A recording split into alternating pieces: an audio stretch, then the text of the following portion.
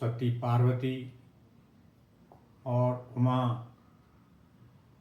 शिवजी इनका संवाद सुना था।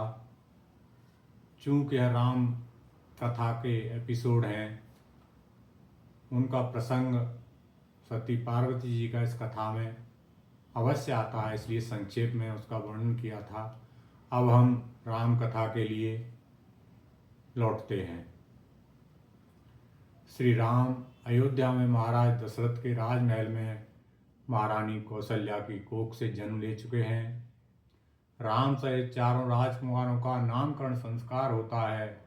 गुरु वशिष्ठ कहते हैं, इन चारों राजकुमारों की हाथ की रेखाएं बता रही हैं चारों पुत्र रघुवंश के अब तक के सभी राजाओं में सबसे योग्य, प्रतापी, वैभवशाली होंगे।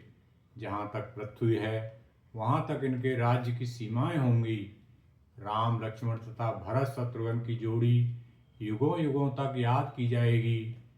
कौशल्यानंदन का नामकरण करते हुए गुरु वशिष्ठ कहते हैं, इस राजकुमार का नाम 2 अक्षरों का होगा, किंतु यह इतना महान होगा अनंत ब्रह्मांड उसमें समा जाएं। इनका नाम राम है। यह महान राजा अखिल विश्व को आनंद देने वाला, सत्य के मार्ग पर चलने वाला, आदर्श स्थापित करने वाला होगा। जो आनंद सिंधु सुख राशि, सीकरते त्रैलोक सुपासी, सो सुख धाम राम अस नामा, अखिल लोकदायक विश्रामा। वशिष्ठ जी ने ऐसा कहा। कैकेयी पुत्र का नाम रखते हुए कहते हैं, यह बालक धर्म स्वरूप, त्याग मूर्ति, जगत का भरण पोषण करने वाला होगा, इसलिए इसका नाम भरत होगा। सुमित्रा के बड़े पुत्र का नाम लक्ष्मण होगा, यह सभी शुभ लक्षणों से भरपूर होगा। सुमित्रा के छोटे पुत्र का नाम शत्रुघ्न होगा, यह बालक बहुत पराक्रमी होगा, जिसके नाम से शत्रु भी दहल उठेंगे, इसलिए यह शत्रुघ्न होगा। चारों राजकुमार राजमहल में खेलते हुए 5 वर्ष के हो जाते हैं। गुरु वशिष्ठ द्वारा चारों राजकुमारों का मुंडन व यज्ञोपवीत संस्कार करवाया जाता है। तत्पश्चात चारों राजकुमार कुल पुरोहित महर्षि वशिष्ठ के साथ उनके आश्रम गुरुकुल के लिए प्रस्थान करते हैं। उस समय तीनों माताओं से आज्ञा लेते हैं। माता सुमित्रा कहती हैं, गुरुदेव बाहर रथ खड़े हैं, आप चारों राजकुमारों को लेकर उन पर सवार हो जाइए। गुरु वशिष्ठ कहते हैं, हमें चारों राजकुमारों को पैदल ही लेकर जाना होगा, क्योंकि इन्हें अब कर्म की शिक्षा दी जाएगी। अब ये जब तक शिक्षा ग्रहण करेंगे राजकुमार नहीं होंगे, ये मेरे शिष्य होंगे। इनके शरीर को कुछ कष्ट सहने का अभ्यास डालना होगा, जिससे अपने जीवन में सभी परिस्थितियों से भली भांति पार पा सकें। चारों राजकुमार गुरुकुल की वेशभूषा में गुरु वशिष्ठ के साथ शिक्षा ग्रहण करने के लिए उनके गुरुकुल प्रस्थान करते हैं। गुरुकुल पहुंचकर उन्हें अपने और गुरु के लिए भिक्षा मांगकर लाने की शिक्षा दी जाती है। वेद, वेदांग, उपनिषद, खगोल, गणित, ज्योतिष, राजनीति शास्त्र, धर्म नीति, सत्य नीति, समाजशास्त्र, अर्थशास्त्र, योग, प्राणायाम तथा शस्त्र चालन सहित सभी विषयों की शिक्षा गुरु वशिष्ठ अन्य विद्यार्थियों के साथ प्रतिदिन उनको देते हैं। कर्म शिक्षा प्रदान करने के साथ साथ ही अपना कार्य स्वयं करना सिखाते हैं। किसी भी परिस्थिति में बिना सुख सुविधाओं के रहना भी सिखाते हैं। आश्रम की सफाई तथा अन्य कार्यों की व्यवस्था का दायित्व भी अन्य शिष्यों की भांति ही दिया जाता है।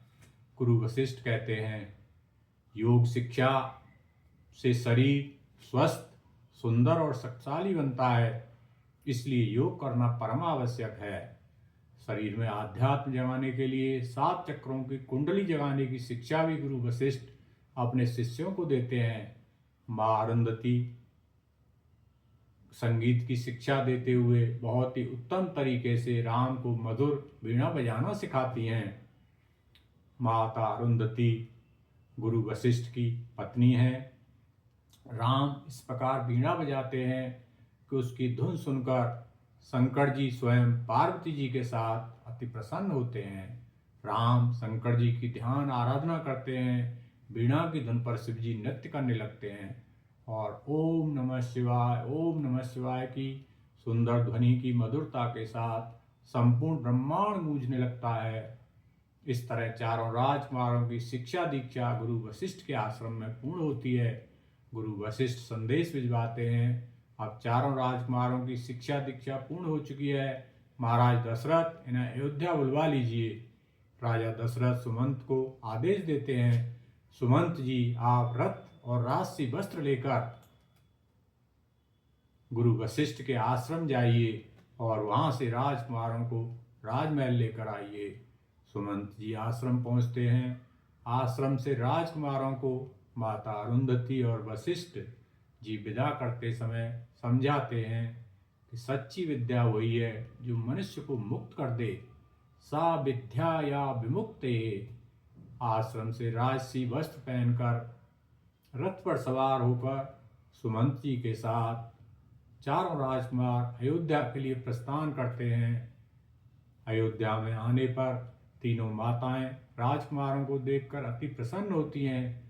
गुरु वशिष्ठ चारों राजकुमारों को महाराज दशरथ तथा उनकी माताओं को सौंपते हुए कहते हैं, आपने हमें अबोध बालक सौंपे थे, अब यह युवावस्था को प्राप्त कर चुके हैं तथा अपनी संपूर्ण शिक्षा पूर्ण कर सभी विद्याओं में निपुण व पारंगत हो चुके हैं। आज के एपिसोड को अब हम यहीं विराम देते हैं, अगले एपिसोड में फिर मिलेंगे। थैंक यू वेरी मच, धन्यवाद।